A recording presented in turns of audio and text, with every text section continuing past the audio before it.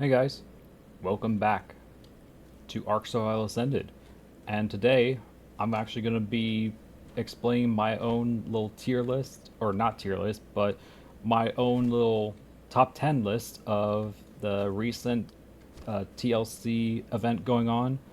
And just wanted to talk about my own opinions. And I'm going to be trying my best to keep this in more of a vanilla perspective, so no like crazy, like huge mods like the vanilla sprinkles mod or anything of the sorts. I'm just going to try and my best to keep it like the base game vanilla with some DLCs involved as well. So, time to go for the first one, the Morphus. Now, with the Aranio, is probably the creature that desperately needs the TLC most of all, because it is a very, very underwhelming creature, especially when you try and tame one of those. Because taming one of these is a pain. Because its best preferred food is spoiled meat, not kibble, not like some weird soup or item to feed it. Its best preferred food is spoiled meat, and it takes a long while, and it you will lose certain like some levels from this. So getting a passive tame from this is pretty much impossible. Similar with the Armadogos actually, that I mentioned about that. Because I remember when Armadogos came out, there was a bug of where they were they didn't have like a best preferred food, and you'll always lose levels even with the best, like quote unquote best food with the Armadogos. And similar with this, unlike with the Armadogos actually got that resolved, and now they have a perfect tame type of food. But with the Arianos, they still don't have a best preferred perfect tame food. So you're always going to be losing levels. And trying to tame one of these is also pretty bad as well, as for one thing, it's passive tame. Passive tames with aggressive creatures is always a bad sign. And I've noticed that the when I try to tame one of these, like terms of like feeding it, the distance from feeding it and its aggro is really inconsistent simultaneously, because like sometimes I would be like pretty far away. I would probably be like right up here or pretty close to it, like right here, and I would still not be able to like feed it for some reason. And then other times I'll like be farther away from it, kind of like right here, and I would still be able to feed it. And similar wise, I would probably be like right here, like behind the Aranio, pretty keeping my distance from it, thinking I'm like pretty good enough distance to not aggro it, but it still aggroes to me. And there's times where I would be like pretty closer to it, like right around here, but it doesn't aggro to it, and it's trying to tame one of these is like very inconsistent and kind of stressful because of how inconsistent it is. The usage for it is pretty not ideal, as for one thing, it can shoot webs. That's cool.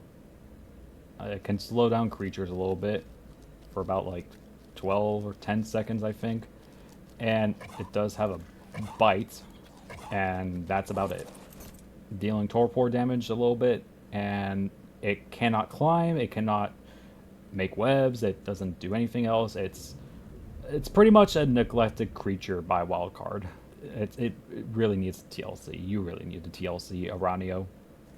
Really do hope that you get the first place, or at least the top 3 places on that tier board for the extra life thing.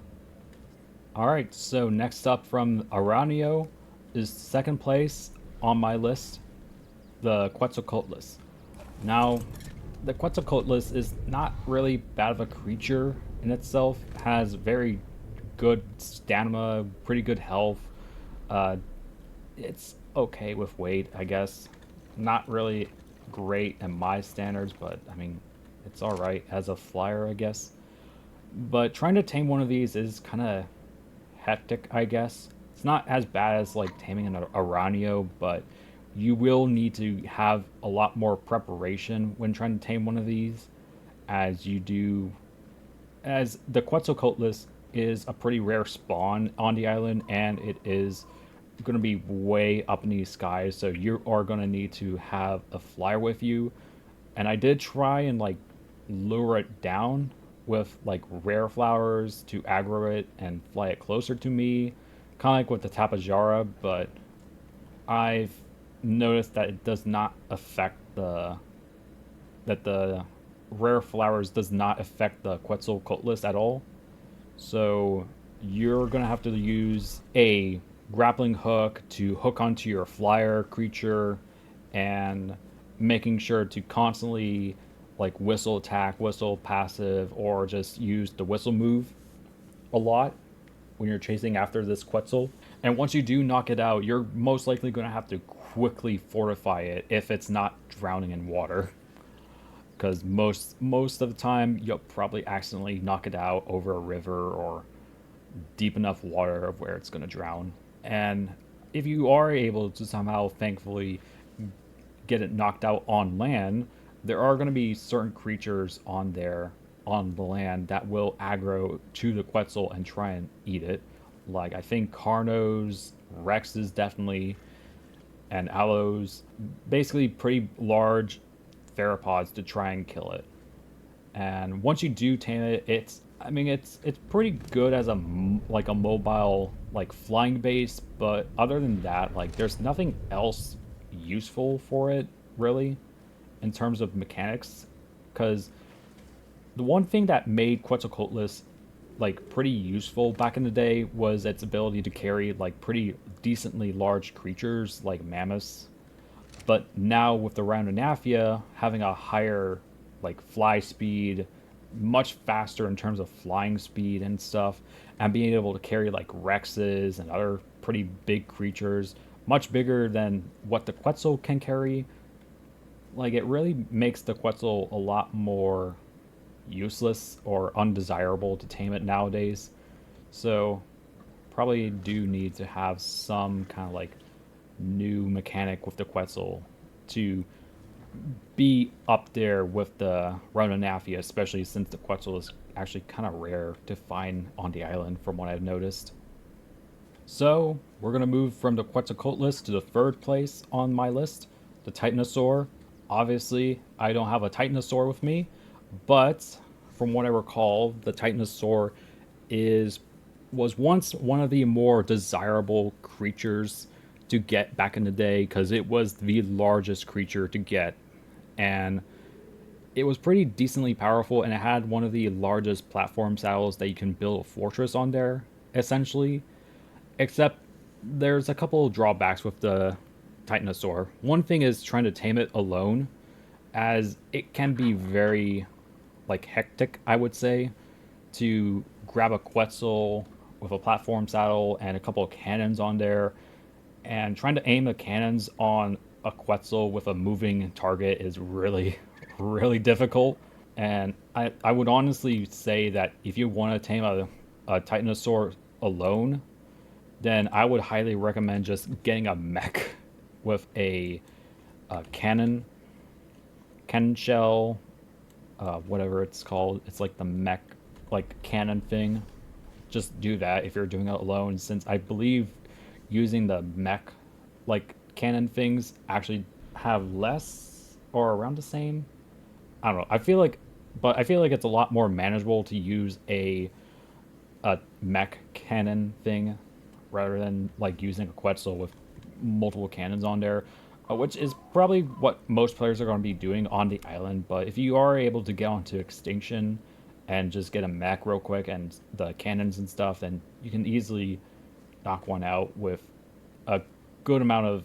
You'll still need a lot of cannon shells for it, but it'll be a lot better than using a Quetzal. But also another drawback with the Titanosaur is that on default it does slowly starve itself. So there's no way to actually feed it. So once you do tame it, you have a pretty much a limited timer on this creature. And once it does starve to death, it starves to death. You pretty much just have a limited time to have a pretty big mobile base.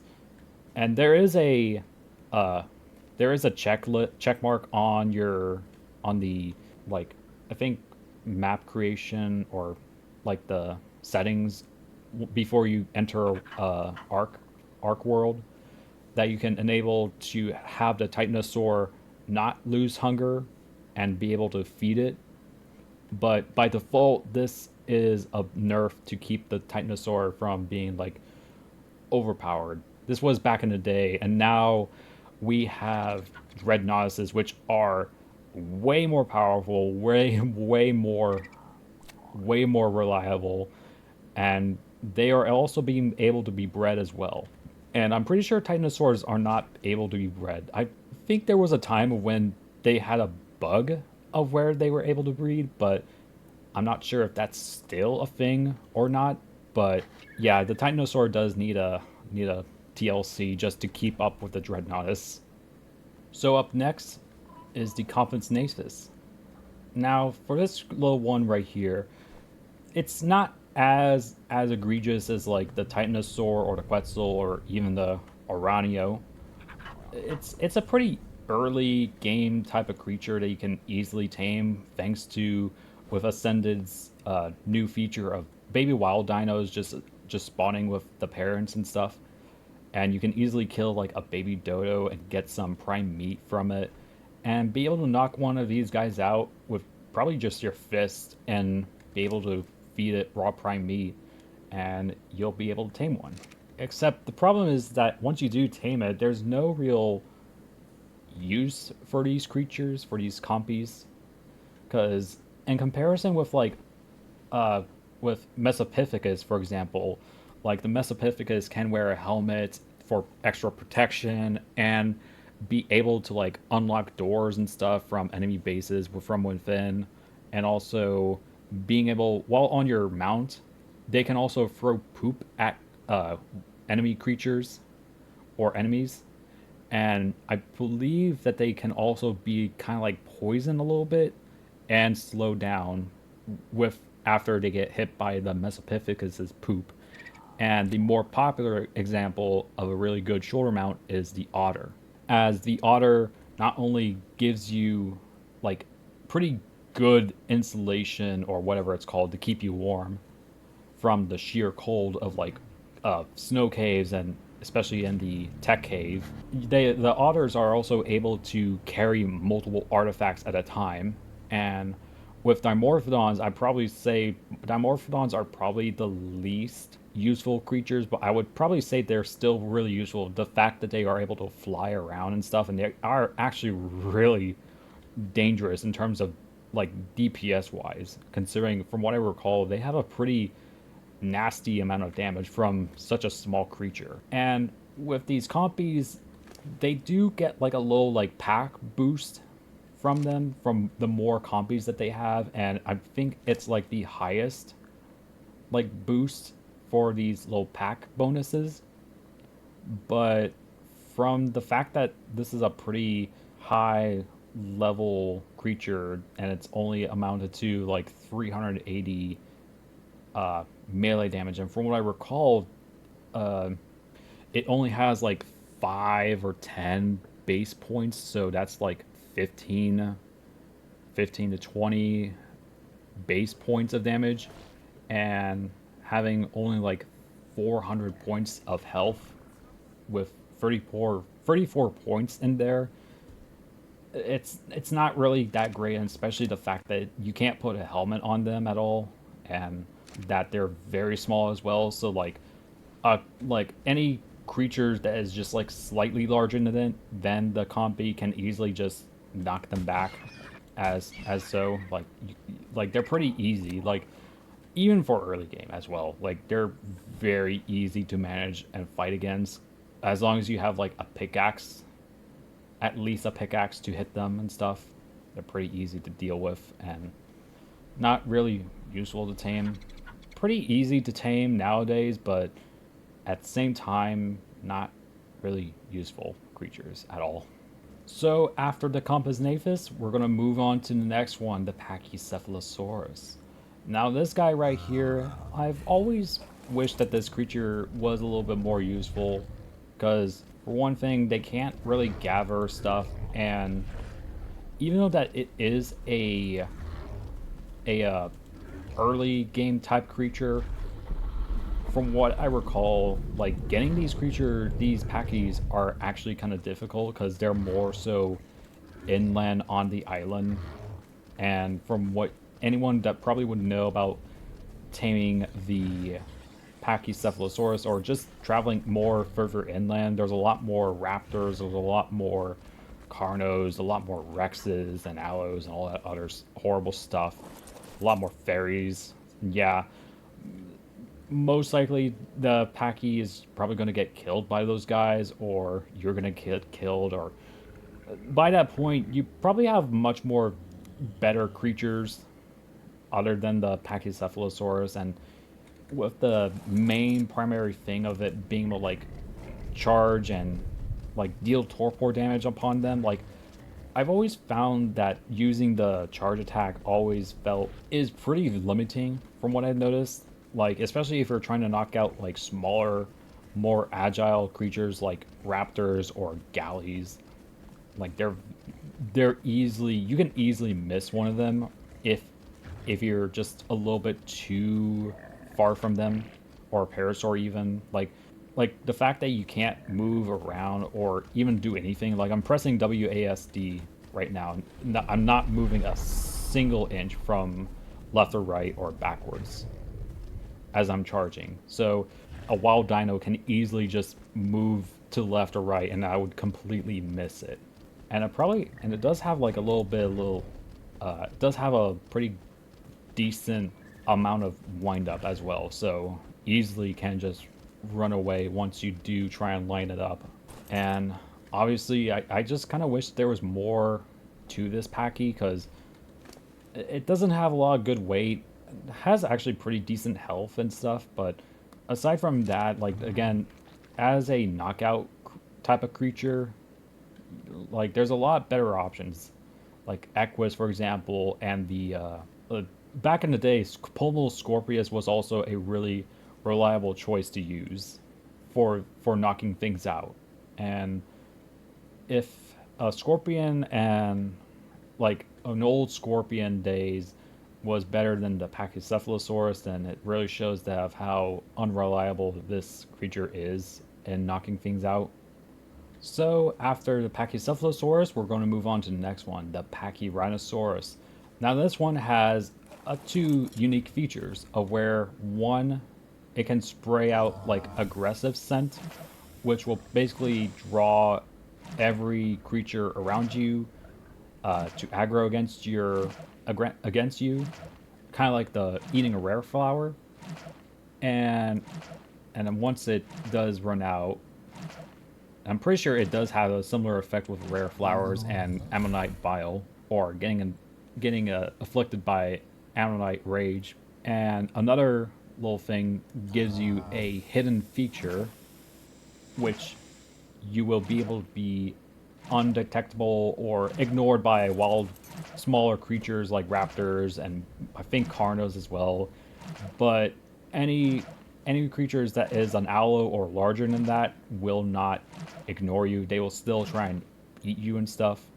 And I've noticed a couple times before, and I wasn't really sure if this is like 100% like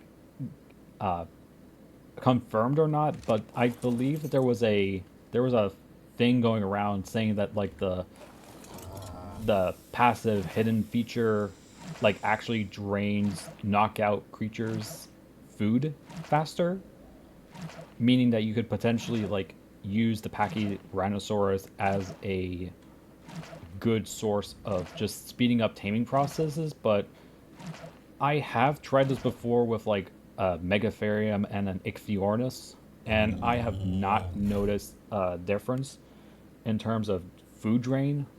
They're both similar with or without the little hidden spray buff.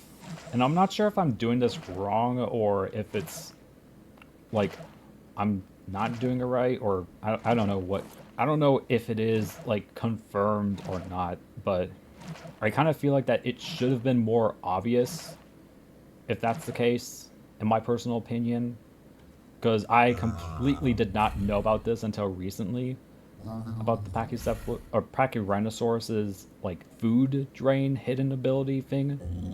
But at the same time, I also don't know if it is actually working or not, because I have tried this before with the hidden feature, and I have not seen any sort of like food drain abilities from knocked out creatures that I was trying to tame. And for the most part, I just kind of wish that there was something else to this Pachyrhinosaurus, because other than that, like it's not it's pretty average for the most part.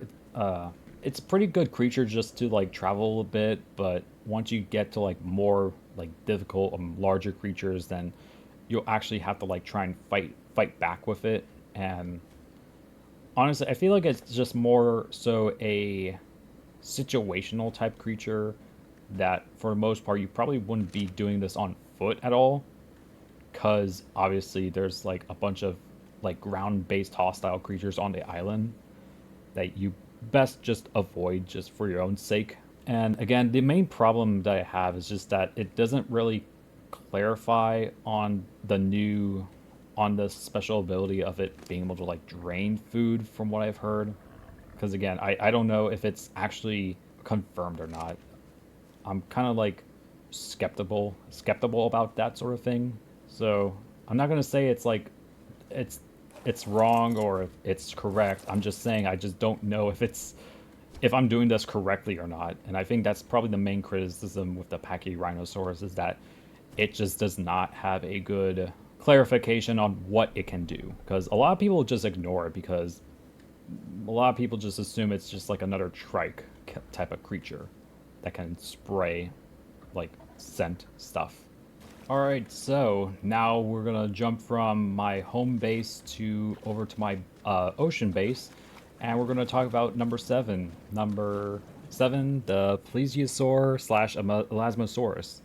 Now, also the elasmosaurus is also named as plesiosaur as well. It's kind of like one and the same creature, but from what I recall, when I did have this creature beforehand, it wasn't really good in terms of fighting other creatures, as a lot of the ocean creatures really do like aiming towards the rear region of your creatures, and the fact that the Elasmosaurus slash Plesiosaur has a really long neck and its hitbox for attacking is where the head would be, and it's pretty much far away from its body, it really makes it easy for a creature to just get behind you and pretty much just start whittling your health away as time goes on once you're in combat and stuff.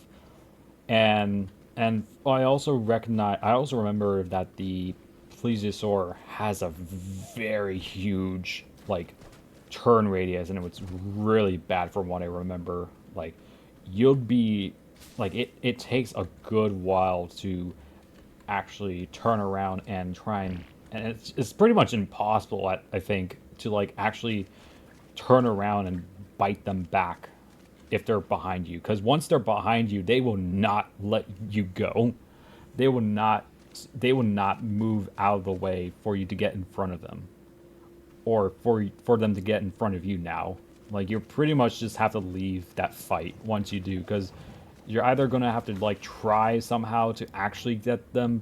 You have to like get them in front of you and be able to like decently. And plesiosaurs actually do have like a pretty decent health and damage wise. It's just the main problem is just that they're easy to be like for wild creatures to just get behind you and start eating you, and you pretty much have no way of like turning around very quickly in such a sharp turn without just retreating in general. And moving on to the next one, we have number 8, the Mosasaurus.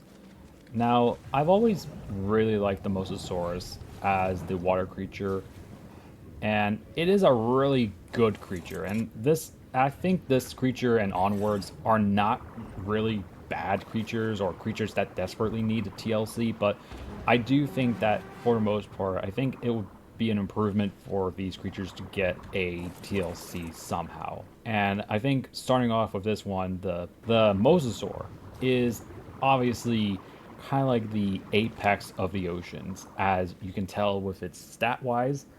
It has really good health with 21k for 41 points, really good stamina, really good weight, especially, and really good and decent melee. And this one I did put some points into it, but it's going to be like 57 points for about like 41, no, not 41, 411 11% of melee damage, and it does pretty decent amount of damage as well.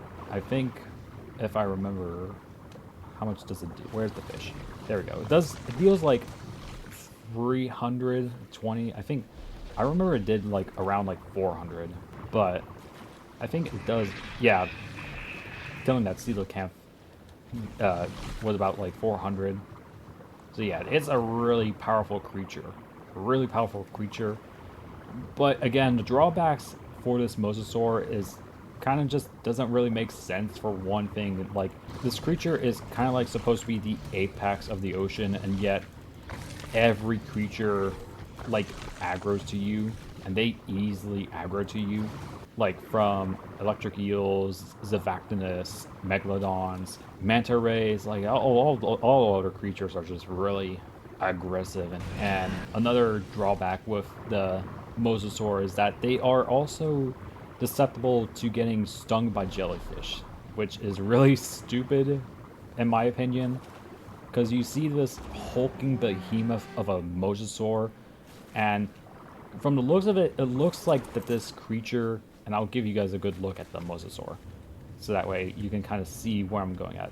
But you see this like pretty like thick looking Mosasaur, clearly having some like fatty stuff on there. I think definitely looks like that it would not be so easily stung by a small little jellyfish, but it is able to be stung by jellyfish, and it's really annoying that while you're fighting off like multiple megalodons, Zavactinus, and caves and stuff, that like a jellyfish can just easily sneak up below you or somewhere they're going to sneak up upon you and your Mosasaur, and they're going to sting your Mosasaur, and they're going to knock you off your mount, and you're going to get killed by like 20,000 hostile sea creatures, and it's going to be horrible and terrible, and you're not going to enjoy it. The Mosasaur is not going to enjoy it, and it would have been avoided if they actually gave the Mosasaur kind of like a Bacillo immunity from jellyfish sting, and also just not having every single underwater creature aggro to you. I don't mind if like plesiosaurs, the giant squid, other Mosasaurs are able to aggro to the Mosasaur of yours, but I just feel like it's kind of annoying. I really wouldn't expect like a Savactinus or manta rays especially to aggro to you. I feel like that they need to rechange its like aggro thing, because it feels really awkward when you're trying to fight off like 20,000 of them, even though that they shouldn't, realistically, they probably shouldn't be aggro to you at all because of that, because of its sheer size. Kind of like with the Tuso. I'm not sure if the Tuso actually has kind of like a larger scale of not being able to have as many creatures aggro to it because of that. But I feel like the Mosasaur can definitely need a little buff just to make it more easier to just travel around in the ocean, just not getting easily stung and getting knocked off, and just not getting harassed by like 20,000 sea creatures. And now on the number 9 on my list, I'm pretty sure someone would be upset at me for putting this one on the list, but it is the Gallimimus, or what Helena would probably refer to it as Gallimimus. In seriousness, the Gallimimus is kind of underwhelming to tame. It is a pretty fast creature, and it does live up to its name of being a very fast creature and all that other stuff, and also being able to have like multiple survivors on on a saddle for this Gallimimus. I'm pretty sure, I think it's like 3 people in total can get on this. The front side and the back side. Yeah. So yeah, you're able to have like multiple survivors get on this Gallimimus, and one will be shooting from the front and the other will be able to shoot from the back, and it'll be cool and all that stuff, except for the fact that you probably don't have friends with you. And if you do have friends, then it can easily be over encumbered by its pretty low weight, as you probably be having your friends carry a ton of ammunition and additional weight as well, like armor, food, probably some other junk that they've forgotten to drop off and stuff. And the fact that the Gallimimus is also really weak as well in terms of health, like this is a 34 points and it only has up to like 1,000, and it can easily, from what I recall, as fast as it is, it's not very agile.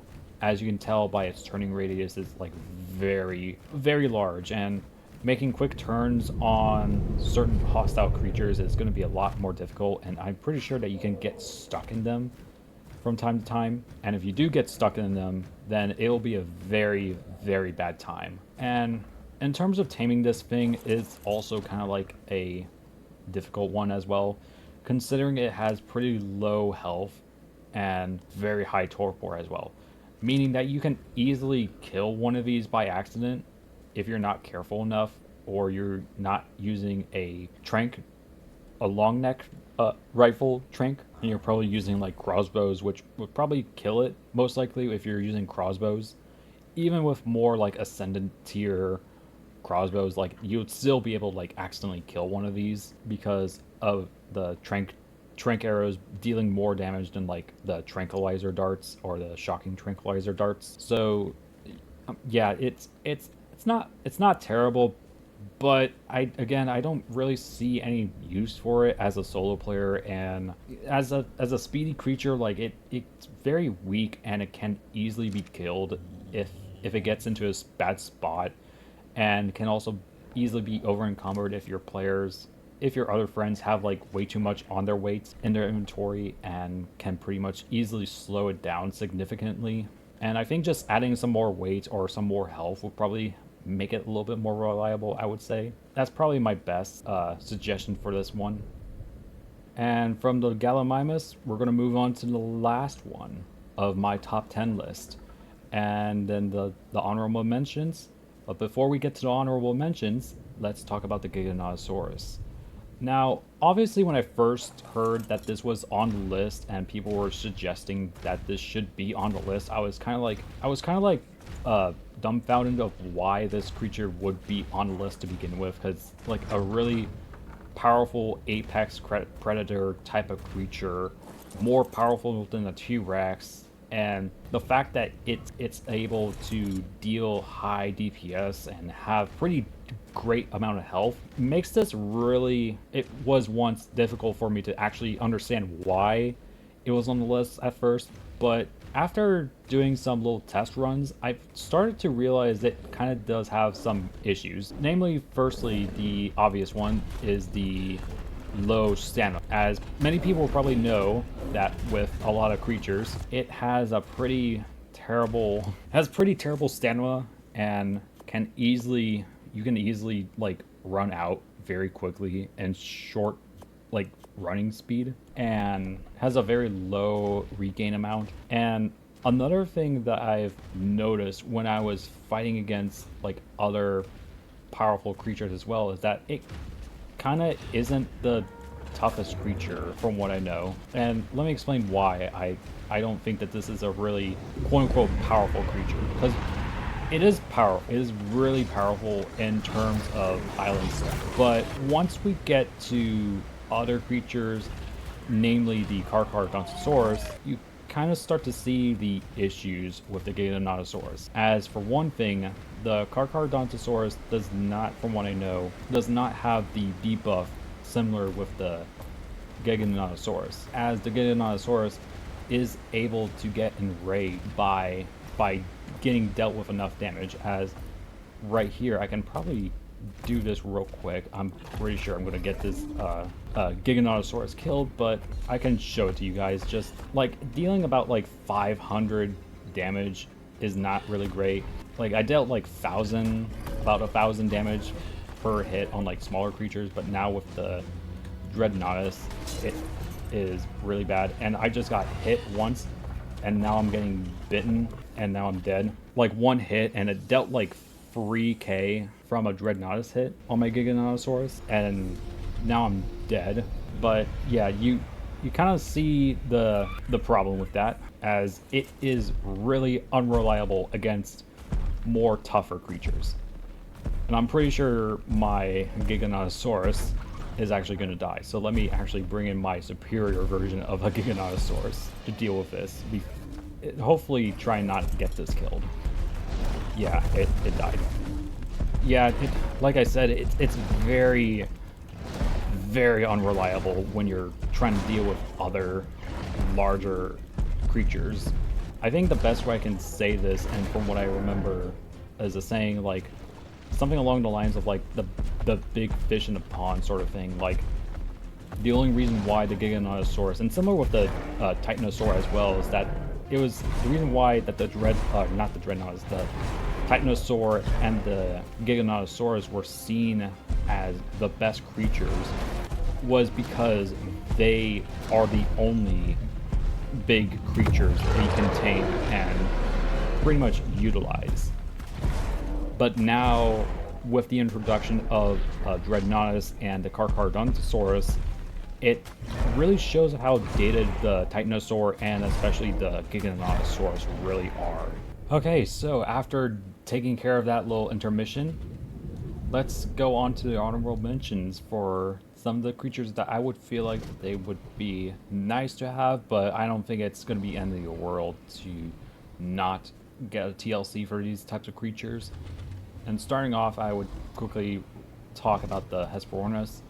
I think it's not a bad creature. I just feel like it's kind of like pretty hectic and pretty convoluted to tame these creatures with fishes. And from what I recall, like the taming these creatures with fishes is like very, very long.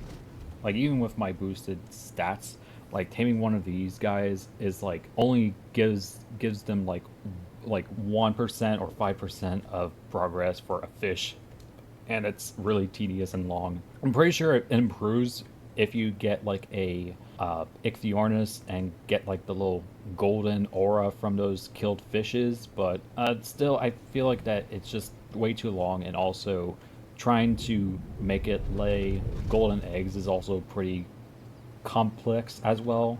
Doesn't really, and I feel like relying on Ark's AI is kind of like a bad design in general. So having a Hesperornis just swimming around and try and like eat eggs on its own is kind of like long, and you have to like tell when it's ready to lay eggs once it stops attacking the fishes, and then you have to like put it on land and have it just wander a bit before it lays the golden egg. And the golden egg can be used for extraordinary kibble, which is the highest tier kibble. But again, you'd probably be better off just taming a couple of UTs, low-level UTs for a kibble farm, rather than trying to tame a Hesperornis, or better yet, just trying to find a baby Hesperornis and trying to raise it, and hopefully that with Ark's AI will be able to cooperate with you, you'll be able to get the golden egg. And next up, I would probably say Diplodocus, because I remember back in the day when I was way younger, when this Diplo came out, I was really excited at first to see what this creature would be able to do damage-wise and stuff, but then I realized that this creature does not deal damage at all. In fact, it doesn't do damage at all. It just nudges. That's it. It feels very underwhelming for a pretty big creature that is well known for, at least in my opinion and from my perspective of things, like the Diplo was like going against like Allos and Ceratosaurus and other like pretty large creatures. And you know that this creature is actually pretty fast as a sauropod, like, and it does have actually pretty good stats as well, like 18k for 49 points, 35 around like 35k for not 35k 3.5k for like 53 points, and decent weight as well. And its main strength does come from the fact that if you have like 10 other people with you and you're able to like just get them all onto the passenger sides of this, and pretty much have it be kind of like one of those like ship battle sort of things where like one side starts shooting at the other and all that other cool stuff. But the main problem is that you probably need to actually have friends, or at the very least just tribe members that would tolerate you for a bit to do this sort of thing, because after that it's like, what else is there? Like, you just have a pretty oversized bus that doesn't deal any damage. I just kind of wish that it would have some kind of like damage capabilities, because the nudging ability is useful in very niche situations, like if it's like you're able to push them off cliffs and they won't be able to get back up, and pushing them off into lava pits as well.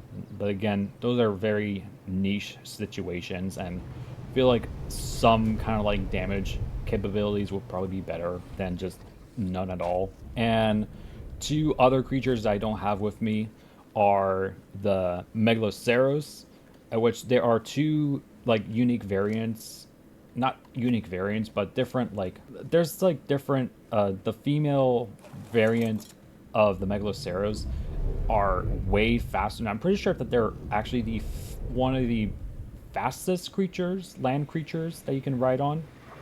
And the male Megaloceros has the highest gather rate for gathering fat. Except the main problem is that these creatures can only be found in like the most dangerous areas, which is the redwoods biome and the snow biome. So you have to be like pretty prepared to go on either of those.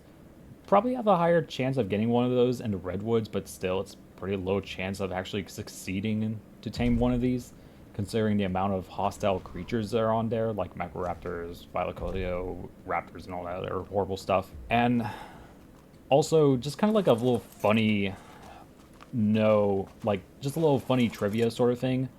The vanilla female Megaloceros are just the male Megaloceros without the antlers.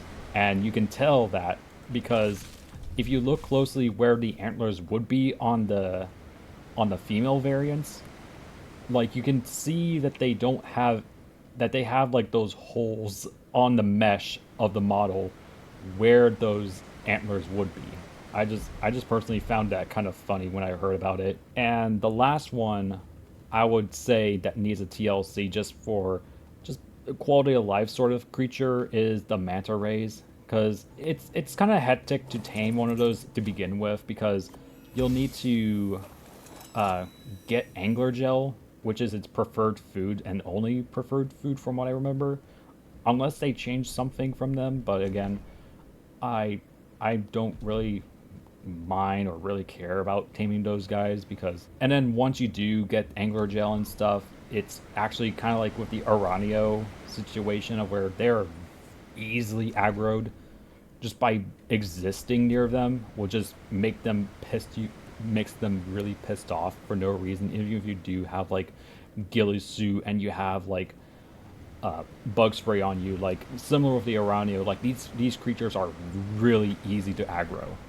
Even just being a good distance from them, they will still aggro to you. And dealing with water and stuff, like it's swimming, you're slower than them. It's just awful. It's really awful.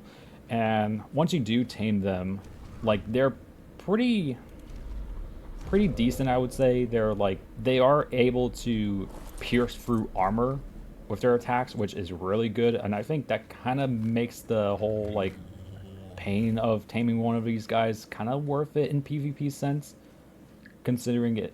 But then again, there's no real like creatures that have like natural armor sort of sense, if that makes sense. Unless if it's for like PvP purposes, there's nothing really else that the manta ray has going for other than just the piercing armor ability, which is really useful. But again, like I kind of wish that there was a better way of taming these manta rays without having to go through all the trying to tiptoe around in the very awkward manner of trying to tame them, and probably have some PvE purposes as well. And that is going to be it for my top 10 choices for the creatures that would need a TLC. So I hope that you guys like the video, and if you guys have any issues or any suggestions of the creatures that I've missed out on, then please comment down below and just explain why you want those creatures to be on the tier list, or just say what kind of creatures you want the creatures to be TLC'd, as I most likely have forgotten one of the other creatures that are from the island that desperately needs a TLC. And in fact, I almost forgot about the Titanosaur when I was trying to make up the list, because I've completely forgotten of how like rare these creatures are and just unimportant they are, and that kind of like brings in the whole like idea that they need a TLC just to be back on the map for like relevancy, I would say. And if you are wanting to vote for this,